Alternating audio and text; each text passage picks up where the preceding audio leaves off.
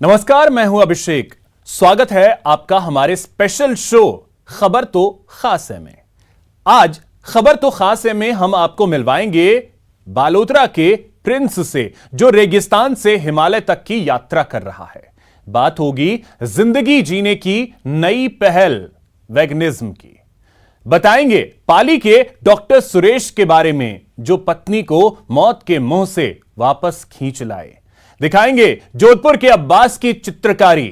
साथ ही बताएंगे माउंट आबू की 5000 साल पुरानी अधूरी प्रेम कहानी। मिलवाएंगे जयपुर की तस्वीर बदलने वाली प्रिया सिंह और लिटिल चैंपियन मनुश्री से। इसके अलावा और भी ऐसी खबरें होंगी जो बहुत खास होंगी। तो चलिए शुरू करते हैं खबर तो खास है का यह सफर।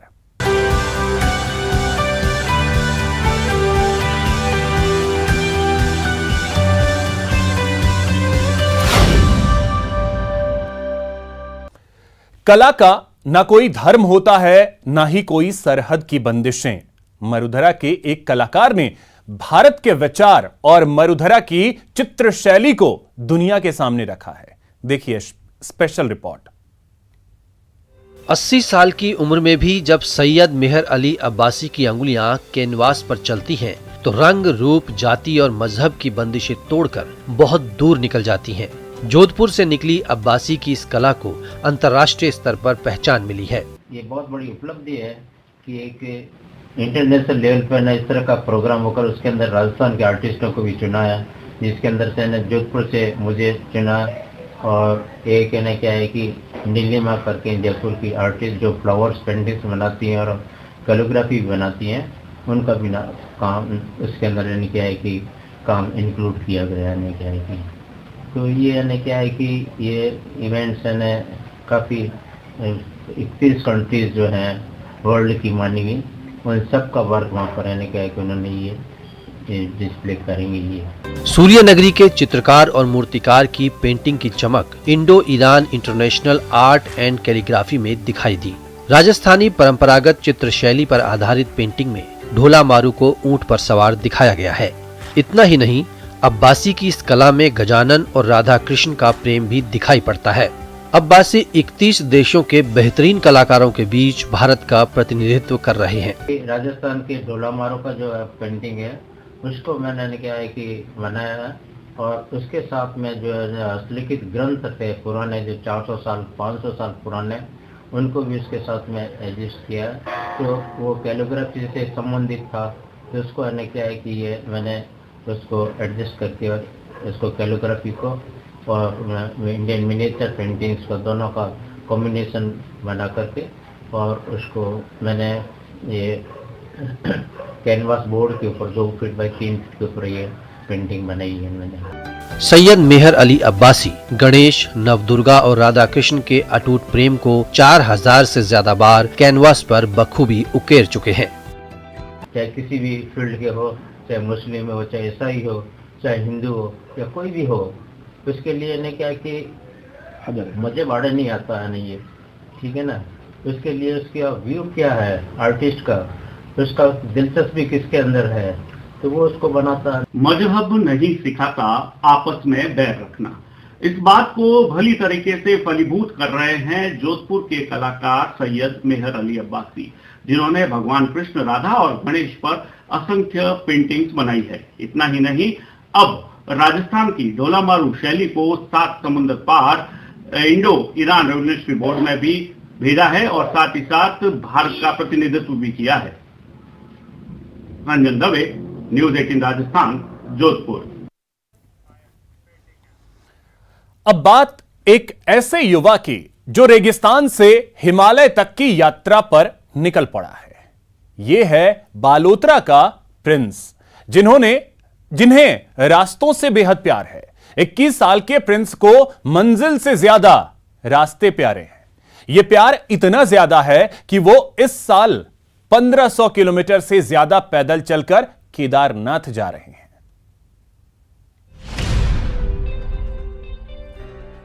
पैदल व्यवस्था अभी राजस्थान तक तो कंप्लीट है, और आगे जैसे जैसे घर वाले फैमिली वाले देखते जाएंगे, और जैसे लोग वैसे हिंदू है तो करते ही रहते हैं, आगे से आगे हेल्प करते रहते हैं। अकेले चलने का क्या प्लान है? जैसे अकेले जा रहे हैं तो कभी मन में नहीं है कि अकेला कैसे जाऊंगा, कुछ प्रॉब्लम हो जाएगी रास्ते में? नहीं, मैंने कुछ नहीं सोचा, बस निकल गया घर से। अकेले राह का पथिक, ये है बाड़मेर के बालोतरा का प्रिंस। तिरंगे को अपना साथी बना सड़कों पर अकेला ही निकल पड़ा है। प्रिंस ने बाड़मेर के बालोतरा से केदारनाथ की यात्रा शुरू की है। उनका इरादा अगले 3 महीने में 1500 किलोमीटर से ज्यादा पैदल चलने का है। इस दौरान वो राजस्थान के जोधपुर, बीकानेर, सरदार शहर, हरियाणा के रेवाड़ी, दिल्ली के कुछ इलाके के बाद उत्तराखंड होते हुए केदारनाथ के कपाट खुलने तक वहां पहुंच जाएंगे। मैं बालोतरा से रवाना हुआ था 9 फरवरी को दोपहर के टाइम में, और टाइम लगेगा मेरे को केदारनाथ पहुंचते पहुंचते 3 महीने, और केदारनाथ के कपाट खुलेंगे लगभग 7 मई से 10 मई के बीच में, जो कि आकातीज को हर बार खुलते हैं। और मुझे तो जब तस्वीर ऊपर लेके जाते हैं, वो जब शिवलिंग ऊपर लेके जाते हैं तब वापस, तो मुझे उनके साथ ही ऊपर चढ़ना है। प्रिंस का केदारनाथ जाने का भी मकसद है। वो बताते हैं कि कोरोना के काल में वो घर में कैद रहे, जो मंजर देखा उसे भुला पाने का तरीका नहीं मिला। ऐसे में केदारनाथ जाकर दर्शन के इस पल को अपनी जिंदगी के सबसे शानदार लम्हों में कैद करने का विचार आया। वो शिवलिंग के दर्शन करते करते मुझे दर्शन करने, और जब कपाट खुलेंगे तो मुझे वहीं खड़े रहना। सबसे मेन चीज है कि अगर उसके दर्शन हो जाते हैं तो वो बहुत बड़ी चीज होती है। यूं तो अकेले चलना भी किसी रोमांच से कम नहीं है। ऐसी यात्रा में तकलीफें भी बहुत आती हैं, लेकिन प्रिंस के इस जुनून के चलते गांव, शहर, केदारनाथ तक लोग उनकी खातिरदारी के जरिए उनकी यात्रा के पलों को खूबसूरत बना रहे हैं। मंजिल की फिक्र छोड़िए जनाब, रास्तों का मजा लीजिए, जिससे सफर की राह आसान हो जाए। रेगिस्तान से हिमालय की ओर कुछ इसी सोच के साथ बाड़मेर का प्रिंस भी निकल चुका है अपने मंजिल की ओर। जोधपुर से कैमरा पर्सन शेर सिंह के साथ Ranjan Dave, news 18 Rajasthan. Vegan food यानी बिना किसी क्रूरता के खाना, यानी नए जमाने की सोच के मुताबिक जिंदगी जीने का सलीका। सीधे शब्दों में समझाएं तो मांसाहार के साथ ही डेयरी प्रोडक्ट के बिना खाने को वीगन फूड कहते हैं। 7 समंदर की सीमा लांघकर वेगनिज्म अब मरुधरा में भी अपना वजूद ढूंढ रहा है। देखिए यह खास रिपोर्ट।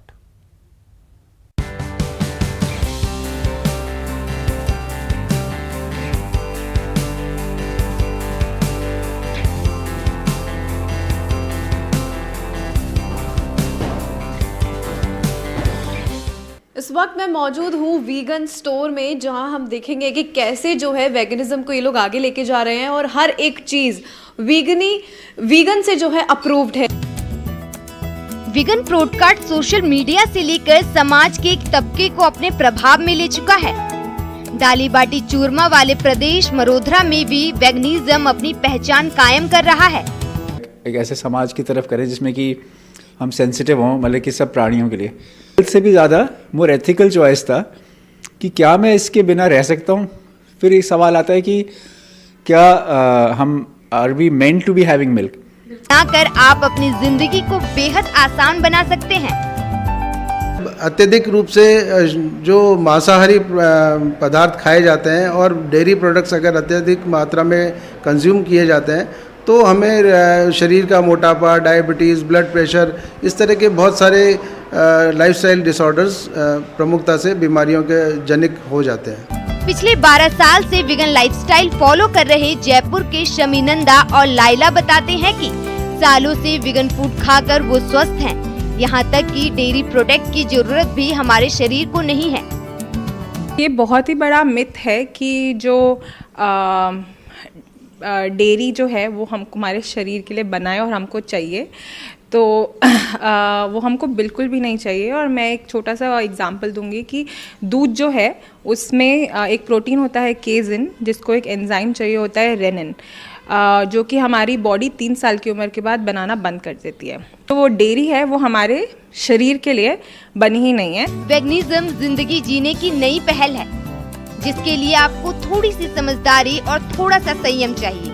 फिर ना तो आपको अस्पताल जाने की जरूरत होगी और ना ही किसी के प्रति क्रूरता का अपराध बोध होगा। महिमा जैन, न्यूज़ 18 नेटवर्क, जयपुर।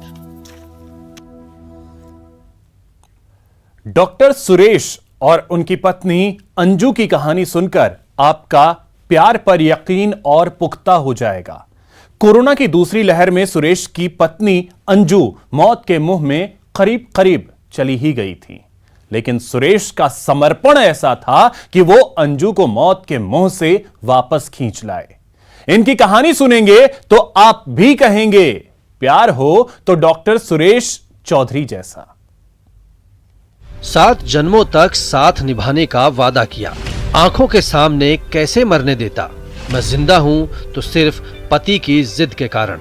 जी हां, शादी के वक्त लिए 7 फेरों को कुछ लोग जिंदगी की आपाधापी में भूल जाते हैं, लेकिन डॉक्टर सुरेश चौधरी दूसरी ही मिट्टी के बने हुए हैं। शादी के 7 फेरों को आखिरी सांस तक निभाने की उन्होंने कसम खाई थी, इसलिए पत्नी को मौत के मुंह से खींच लाए। उन्होंने अपनी पत्नी के लिए नौकरी तक दांव पर लगा दी। 5 साल के बच्चे और पत्नी अंजू के साथ वो पाली के खेरवा गाँव में PSC में पोस्टेड थे। कोरोना की दूसरी लहर पीक पर थी, यहीं से वक्त ने उन्हें आजमाना शुरू किया। मई 2021 को उनकी पत्नी को बुखार आया। 13 मई को पत्नी की तबीयत बिगड़ने लगी। पत्नी अंजू कोरोना की चपेट में आ गईं। सुरेश उन्हें बांगड़ अस्पताल ले गए, लेकिन वहां बेड नहीं मिला। 14 फरवरी को उन्हें जोधपुर एम्स में भर्ती करवाया। 30 मई को हालत और ज्यादा खराब हो गई। वो वेंटिलेटर पर आ गयी।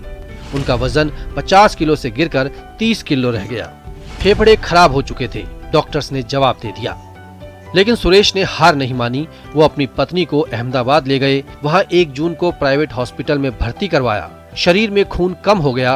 अंजू को ESMO मशीन पर लिया गया। अब उनका दिल और फेफड़े मशीन से चल रहे थे, लेकिन अब समस्या पैसों की आने लगी। यहाँ इलाज का रोजाना खर्च करीब 1 लाख रुपए था। इलाज में करीब 1.25 करोड़ रुपए खर्च होने थे। सुरेश ने बताया कि 70 लाख रुपए में MBBS की डिग्री 4 बैंकों के पास गिरवी रख दी। 10 लाख की सेविंग थी। 20 लाख साथी डॉक्टर्स और स्टाफ ने इकट्ठा किए। 15 लाख में खारड़ा गांव में प्लॉट बेचा। बाकी रकम रिश्तेदारों से उधार ली। सुरेश कर्ज के बोझ तले दबे जा रहे थे, लेकिन उनका एक ही मकसद था, पत्नी की जान बचाना। आखिर ऊपर वाले ने इनकी सुन ली। 87 दिन बाद इस मशीन पर रहने के बाद अंजू के लंग्स में सुधार हुआ। वो फिर से बोलने लगी। कुछ दिनों में उन्हें अस्पताल से डिस्चार्ज कर दिया गया। उन्होंने उनको ECMO मशीन पे रखने के लिए सजेस्ट किया। ECMO मशीन पे रखने के बाद भी ज़्यादा इम्प्रूवमेंट नहीं होने के कारण काफ़ी लंबे टाइम तक उनको ECMO मशीन पे रखना पड़ा, जिसमें लगभग 128 दिन तक हॉस्पिटल में रहे और 128 दिन के बाद भी उनको विद ऑक्सीजन वहाँ से डिस्चार्ज किया। सुरेश का कहना है कि 7 जन्मों का साथ निभाने का वादा किया है। यूं ही आंखों के सामने कैसे मरने देता।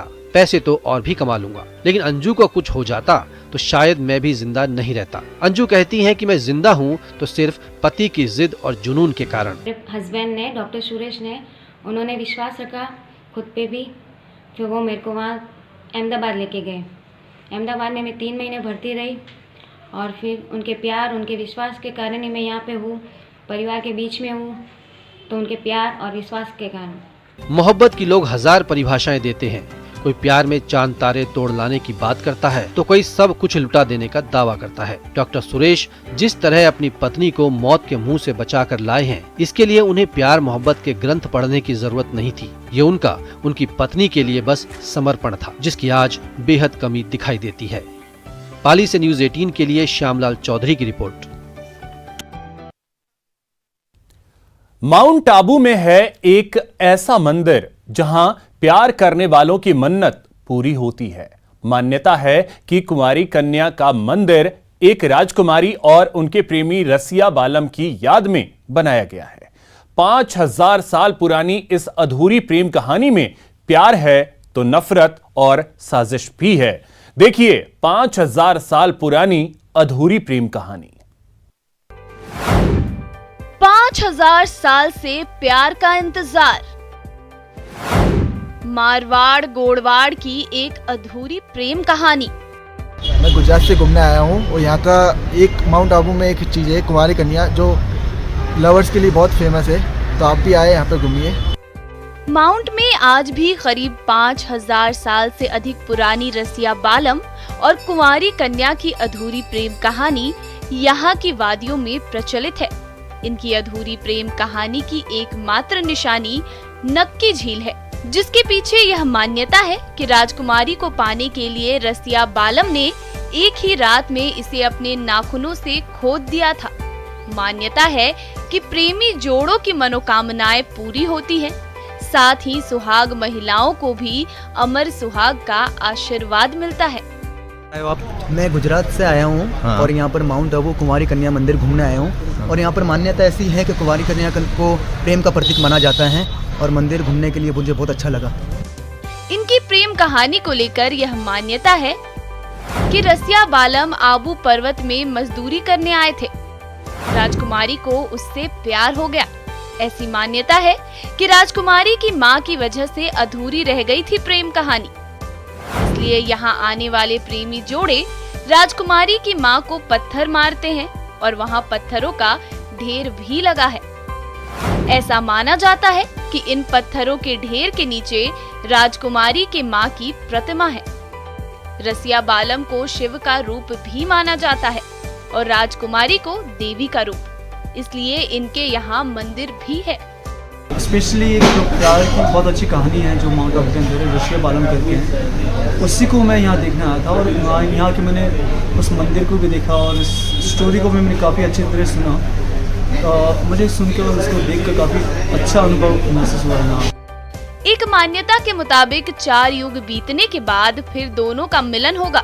न्यूज़ 18 के लिए प्रतीक सोलंकी की रिपोर्ट। यहां वक्त हो चला है एक छोटे से ब्रेक का।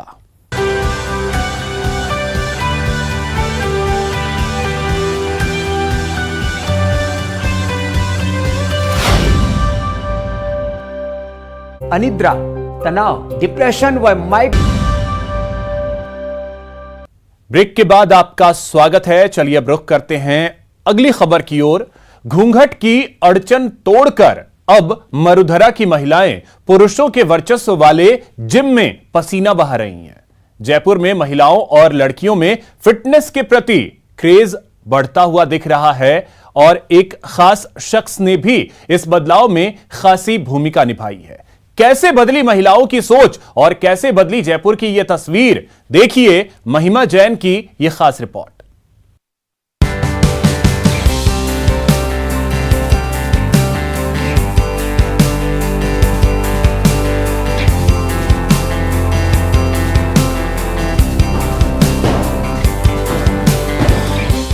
ये तस्वीरें दिल्ली मुंबई की नहीं बल्कि जयपुर की हैं। ये महिलाएं अब अपने तमाम कामकाज के अलावा अपनी फिटनेस को लेकर भी फिक्रमंद हैं और इन सबके पीछे एक खास नाम है प्रिया सिंह का, जो राज्य की पहली बॉडी बिल्डर भी हैं, जिन्होंने मुश्किलों से आगे निकलते हुए एक नई परंपरा की शुरुआत की है। कि स्टेट वाइज बुलाते हैं, कर्नाटका, देहरादून, तो मैंने सोचा राजस्थान की कब आएगी। कंपटीशन खत्म हो गया, राजस्थान की कोई आई नहीं, तो मैंने उनसे पूछा कि सर राजस्थान की नहीं आई, तो बोला मैडम जब से कंपटीशन हो रहा है आज होते हुए 22 साल हो गए और 22 साल में हर स्टेट से लड़की है, राजस्थान से लड़की नहीं है। मैंने बोला रीज़न, तो रीज़न ये रहा है कि राजस्थान में घूंघट पर्दा पर था, लड़कियों को आगे नहीं बढ़ने देते।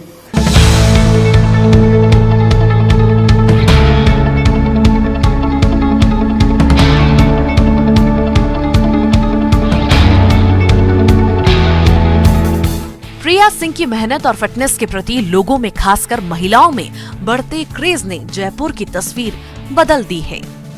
आई थिंक मुझे इंस्पिरेशन खुद से ही मिली है, क्योंकि जिम बहुत जरूरी है, daily fitness is very important. बहुत अच्छा फील हो रहा है और मुझे लगता है कि सबको अपने लिए टाइम निकालना चाहिए, चाहे वो कितने भी बिजी हो, खुद के लिए थोड़ा भी टाइम निकालता है, उनकी हेल्थ के लिए बहुत अच्छा है। मुझे बहुत मेजर हेल्थ इश्यूज थे लाइक थायराइड, तो मेरा वेट बहुत जल्दी गेन हो गया था। सो मुझे मोटिवेशन मिली कि I need to lose weight, मतलब मुझे वेट कम करना चाहिए, तो मैंने जिम ज्वाइन किया एंड सक्सेसफुली मैंने अपना 15 kg वेट कम किया है।